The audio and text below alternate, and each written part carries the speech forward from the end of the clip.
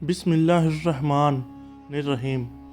حضرت ہود علیہ السلام کی امت جو عاد کہلاتی تھی وہ اللہ تعالیٰ کے عذاب سے ہلاک ہو گئی، اور اس میں کے باقی بچے ہوئے لوگ پھر آباد ہوئے۔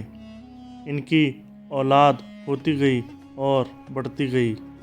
انہوں نے اپنا نام سمود رکھا۔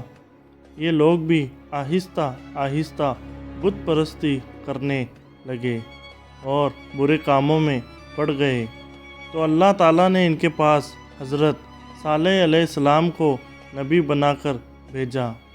انہوں نے اپنی قوم سے کہا کہ اللہ کی عبادت کرو، اس کے سوا تمہارا کوئی معبود نہیں ہے۔ اور دیکھو، اللہ تعالیٰ نے قوم ہود کے بعد تم کو سردار بنایا اور زمین پر آباد کیا۔ تم زمین میں بڑے بڑے محل بناتے ہو اور پہاڑوں کو کاٹ کاٹ کر اس پر بھی گھر تراشتے ہو۔ تم اللہ کی نعمتوں کا شکر ادا کرو اور زمین میں فساد مت پھیلاؤ۔ ان کی قوم کے امیر اور سردار لوگ جو غرور کرتے تھے، انہوں نے ان غریبوں سے پوچھا جو حضرت صالح علیہ السلام پر ایمان لے آئے کہ بھلا تم کو یقین ہے کہ صالح علیہ السلام کو اللہ نے نبی بنا کر بھیجا ہے؟ ان غریب ایمان والوں نے کہا کہ ہاں، ہم کو یقین ہے کہ حضرت صالح علیہ السلام کو اللہ تعالیٰ نے نبی بنا کر بھیجا ہے۔ اس پر مغرور امیر کہنے لگے کہ اچھا، تم ایمان لاؤ، ہم تو ایمان نہیں لاتے۔ ان امیر لوگوں کو یہ تعجب ہوا کہ اگر اللہ پاک کسی کو نبی بنا کر بھیجتے ہیں تو ہم امیروں میں سے کسی کو نبی کیوں نہیں بناتے؟ اور کہنے لگے کہ اللہ کسی کو نبی بنا کر بھیجتے تو ہم امیروں میں کسی کو نبی بناتے۔ حضرت صالح علیہ السلام برابر اللہ تعالیٰ کا پیغام ان تک پہنچاتے رہے، مگر کوئی ان کی نہ سنتا بلکہ الٹا مذاق اڑاتے۔ آخر ان لوگوں نے فیصلہ کر لیا کہ حضرت صالح علیہ السلام سے کہا جائے کہ اگر سچے نبی ہو تو اس پہاڑ میں سے اونٹنی پیدا کر دو، ہم آپ پر ایمان لے آئیں گے اور جانیں گے کہ آپ سچے نبی ہیں۔ حضرت صالح علیہ السلام نے اللہ سے دعا کی۔ اللہ تعالیٰ تو سب کچھ کر سکتا ہے۔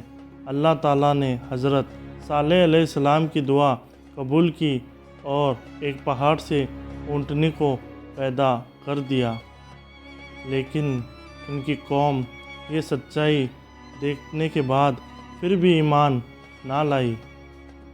یہ اللہ کی اونٹنی ایسی تھی کہ جس چشمے پر جا کر پانی پیتی تھی سب پانی ختم کر دیتی تھی۔ اب تو ان کی قوم کے لوگ اور بھی پریشان ہوئے۔ حضرت صالح علیہ السلام نے اپنی قوم سے کہا کہ دیکھو، اس اونٹنی کے لیے باری مقرر کر لو۔ ایک روز تمہارے جانور چشمے سے پانی پئیں اور ایک روز یہ اونٹنی پیے، لیکن دیکھو، اس کو بری نیت سے ہاتھ نہ لگانا، یعنی اس کو تکلیف نہ پہنچانا، ورنہ تمہارے حق میں اچھا نہ ہوگا۔ کچھ روز تک وہ اونٹنی کو حیرت سے دیکھتے رہے۔ آخر ان کی قوم کے چند لوگوں نے مشورہ کر کے اونٹنی کو مار ڈالا۔ حضرت صالح علیہ السلام کو اس کی خبر ہوئی تو آپ کو بہت رنج ہوا، اور انہوں نے اپنی قوم سے کہا کہ میں نے تم کو منع کیا تھا کہ اس اونٹنی کو تکلیف مت دینا، ورنہ تم پر جلد اللہ کا عذاب آئے گا، مگر تم نے نہ مانا۔ اب تم لوگ اپنے گھروں میں سے 3 روز تک اور مزے کر لو، اس کے بعد اللہ تعالیٰ کا عذاب آئے گا اور تم سب کو ختم کر دے گا۔ چنانچہ ایسا ہی ہوا۔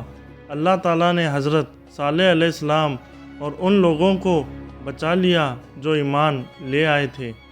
لیکن جو ایمان نہیں لے آئے، ایک بڑی ہیبت ناک اور خوفناک آواز پیدا ہوئی، جس سے وہ اپنے گھروں میں اوندے پڑے رہ گئے اور مر گئے۔